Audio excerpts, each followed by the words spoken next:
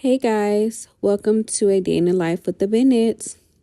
So guys, the first place we had to hit up was Chick-fil-A so we can get us a little breakfast before we continue our day. So we both decided to get the spicy chicken biscuit, y'all.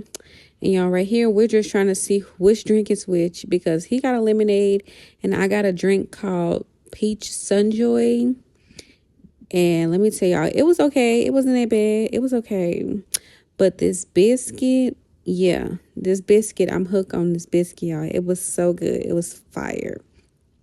So now we're just headed to the grocery store, Jovi Smart Shop. We ended up spending a bag here, y'all. This is the one day that we hate of the month is grocery shopping because we get a lot of groceries, y'all. Let's go to the chiropractor so we can get our adjustment for the day. And it was just what we needed, y'all.